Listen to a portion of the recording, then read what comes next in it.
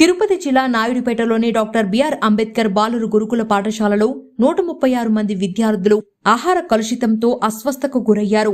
దీనికి కారకులైన ప్రిన్సిపల్ వార్డెన్ను విధుల నుంచి తొలగించడంతో పాటు శానిటరీ సిబ్బందితో పాటు ఇతర సిబ్బందిపై క్రమశిక్షణా చర్యలు చేపట్టనున్నట్లు తిరుపతి జిల్లా కలెక్టర్ డాక్టర్ ఎస్ వెంకటేశ్వర్ తెలియజేశారు.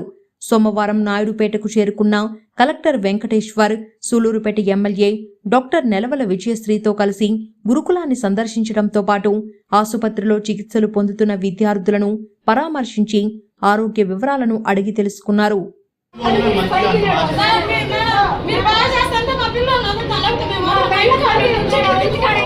డాక్టర్ బిఆర్ అంబేద్కర్ గురుకులం రెసిడెన్షియల్ స్కూల్లో సోషల్ వెల్ఫేర్ రెసిడెన్షియల్ ఎడ్యుకేషన్ ఇన్స్టిట్యూషన్లో మనకి నిన్నటి నుంచి చాలా ఇక్కడ సుమారుగా 520 పైచలకు పిల్లలు ఉన్నారు. అంటే శాంక్షన్ స్ట్రెంత్ 880, బట్ పిల్లలు యాజ్ ఆఫ్ నో జాయిన్ అయింది 520 మంది ఉన్నారు. నిన్న మధ్యాహ్నం నుంచి 5-6 మందికి కొంతమందికి వాంతులు, ఎక్కువ మందికి విరోచనాలు రావడం జరిగింది. రాత్రికి చాలా ఎక్కువ మంది పిల్లలకి విరోచనాలు రావడం మొదలుపెట్టింది. సుమారుగా మనకి ఇప్పుడు మాట్లాడేటప్పటికీ కూడా దగ్గర 116 మంది పిల్లలకి విరోచనాలతో ఇబ్బంది పడుతున్నారు. వాళ్ళందరినీ కూడా ఈ 116 మంది పిల్లలందరినీ కూడా మనము నాయుడుపేట ఏరియా హాస్పిటల్, అదేవిధంగా సూళ్ళూరుపేట ప్రాంతీయ వైద్యశాల, అదేవిధంగా గూడూరు ఏరియా హాస్పిటల్ కూడా రాత్రి ఎర్లీ మార్నింగ్ అవర్స్లో షిఫ్ట్ చేయడం జరిగింది. వాళ్ళందరి పరిస్థితి కూడా బాగానే ఉంది. ఒక ఇద్దరిది కొంచెం ఎక్కువ సూపర్విజన్ కావాల్సిన వాళ్ళని మాత్రం జీజీహెచ్ గూడూరు నుంచి జీజీహెచ్ నెల్లూరుకి షిఫ్ట్ చేయడం జరిగింది. వాళ్ళు కూడా పరిస్థితి అదుపులోనే ఉంది. ఇక్కడ కూడా పిల్లలందరికీ కూడా ఇక్కడ ఎవరైతే మిగతా పిల్లలు ఉన్నారో వాళ్ళందరినీ కూడా ఇక్కడ సుమారుగా 7-8 డాక్టర్లను పెట్టాము. 30 మంది MLHPలందరినీ కూడా పెట్టి ప్రతి ఒక్క వాళ్ళకు కూడా ORS ఇవ్వడం జరిగింది. ఎవరికైతే ఎక్కువ ఎపిసోడ్స్ ఉన్నాయో విరోచనాలు, వాళ్ళకి IV ఫ్లూయిడ్స్ కూడా పెట్టడం జరిగింది. ఈ సంఘటన సంబంధించి మాకు ఇప్పుడు విచారణ ఉదయం నుంచి ఇక్కడే ఉన్నాను. విచారణ చేస్తే పారిశుద్ధ్యం లోపము, అదేవిధంగా నిన్న మధ్యాహ్నం వండింది కూడా రాత్రి తినడం కొంతమంది పిల్లలు, అదేవిధంగా ఇంకొంతమంది పిల్లలు నిన్న సండే కాబట్టి కొంతమంది బయట నుంచి కూడా ఏదో ఫుడ్ తెచ్చుకొని తినడం జరిగింది.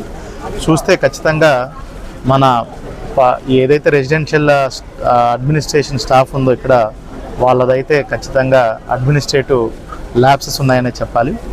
అదేవిధంగా ఈ సంఘటన సంబంధించి మనకి సీఎం ఆఫీస్ నుంచి కూడా వాకప్ చేస్తున్నారు. పరిస్థితి అంతా వాళ్ళకు కూడా వివరించడం జరిగింది. అదేవిధంగా సాంఘిక సంక్షేమ శాఖ గౌరవ మంత్రివర్యులు వీరాంజనేయ స్వామి గారు కూడా ఉదయాన్నే నాకు ఎప్పటికప్పుడు కాల్ చేసి పరిస్థితిని సమీక్షిస్తున్నారు ఫోన్ ద్వారా. అదేవిధంగా నాతో పాటు నాయుడుపేట ఎమ్మెల్యే గారు, మన సూళ్ళూరుపేట ఎమ్మెల్యే గారు కూడా ఉన్నారు మార్నింగ్ నుంచి. ఇన్ఫ్యాక్ట్ నైట్ నుంచి కూడా వాళ్ళంతా సిచ్యువేషన్ అంతా పర్యవేక్షిస్తున్నారు. ఏదేమైనప్పటికీ ఈ సంఘటన జరగడం అనేది చాలా బాధాకరం, ఇంతమంది పిల్లలు అఫెక్ట్ అవ్వడం అనేది. అందుకనే ఖచ్చితంగా ఎవరైతే ఇప్పుడు ఇక్కడ ప్రిన్సిపల్, అదేవిధంగా హాస్టల్ వార్డెన్, వాళ్ళిద్దరిదైతే ల్యాబ్స్ చాలా క్లియర్గా కనిపిస్తుంది. వాళ్ళు వార్డెన్ కూడా కింద స్కూల్లోనే ఉండాలి కానీ ఉండట్లేదు. అందుకని వాళ్ళిద్దరిని ఇమీడియట్గా విధుల నుంచి తొలగించడం జరుగుతుంది.